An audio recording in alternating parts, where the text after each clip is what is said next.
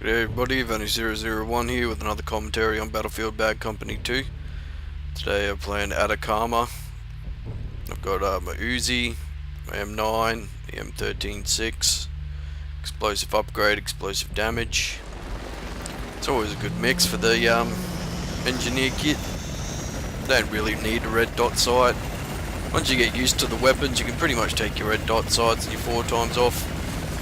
For close quarters anyway. If you want long range with the assault, you're probably better off with the 4x. But 4x on the UZI looks bloody ridiculous, eh? It's almost the size of the gun. Looks real funny.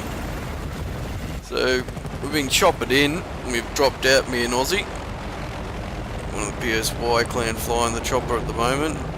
Flying a bit too low. I know they're trying to avoid the VADs, but it's a bit too low for the gunner to be effective. So marched in on B. I'd say the chopper's probably the quickest insertion into this base. Load her up and come in low, avoid the VADs, badge, as we call it. Get in there nice and quick and drop off your 2 passengers. Sneak up onto B and get in there pretty quick. Setting the pace in the game is the most important thing.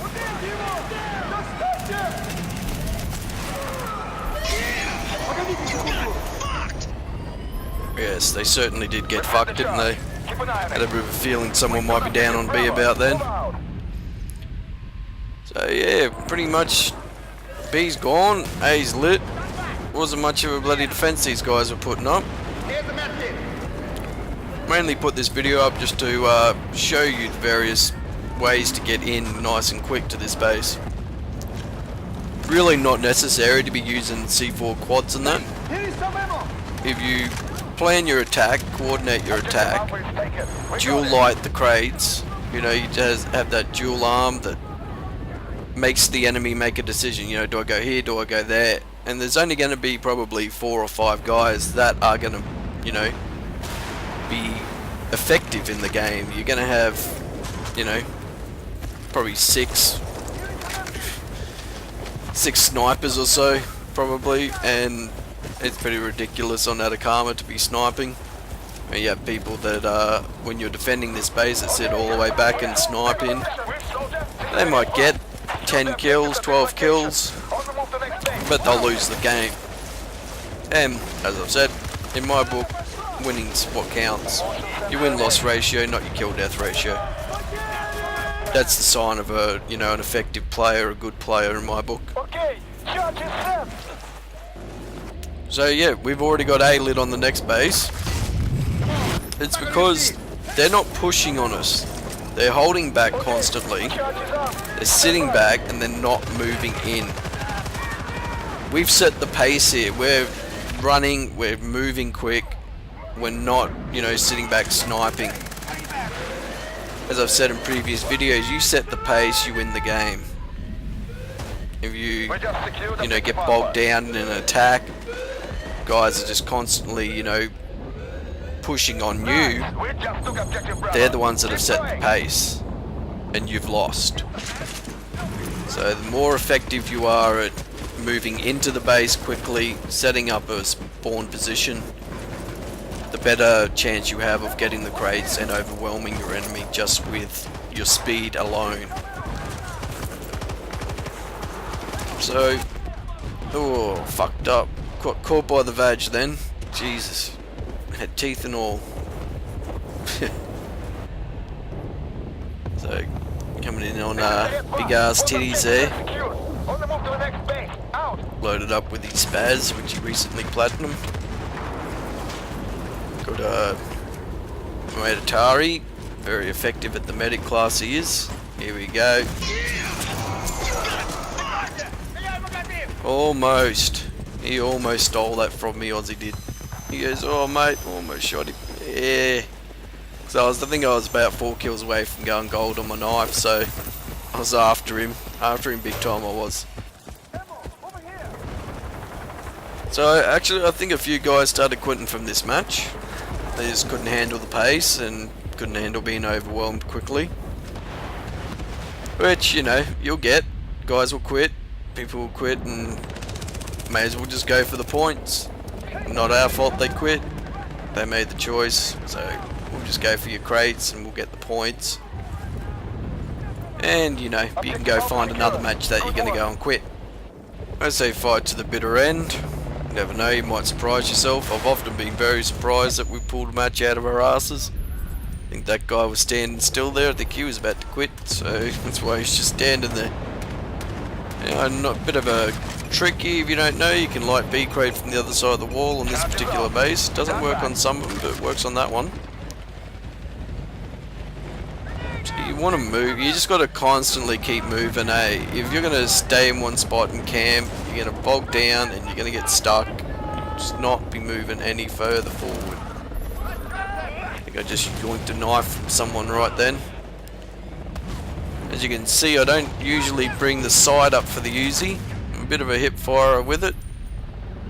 It's a very effective hip fire gun, along with the PP2000. I usually only stick with the engineer and assault classes. I rarely go medic or sniper. I'm going to use the sniper kit. I'll, you know... Oh, fuck. See that shit? Look at this. Not taking a fucking hit. And I'm reloading my Uzi. Jesus Christ, that was a bit fucking rough on fucking Sandius there. Poor bastard. Now, when it comes up to this last base, it's either the left or right. Don't want to go up the middle, unless you're in a tank. If you're walking out to the right hand side, just remember that you can go pretty far out. You're not restricted really on the right hand side. On the left, the black's pretty close.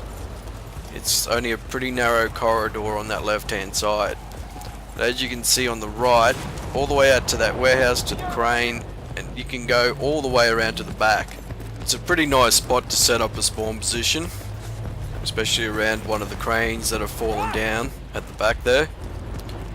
We had a game a couple of days ago where some guys were set up there, and every couple of seconds the A crate was just being lit and we couldn't figure out where the hell they were until, you know, Aussie came across them and just wiped them out and they didn't get back there again. So I think I'll end the video here by leaving a couple of words of wisdom. Say top 5 things you should really know about Battlefield. Number 5, where there's 1, there's 4. I've said it so many times, where there's 1, there's 4. Always check. Number 4, when it comes to explosives, 2 is 1, 1 is none. Especially when you're putting down mines. 2 is 1, 1 is none. Number 3, burst fire your weapons. It's no use spraying and praying unless you're in close quarters. Number 2, learn to hip fire. If you can get used to hip firing, you'll save yourself a few split seconds that really can make the difference.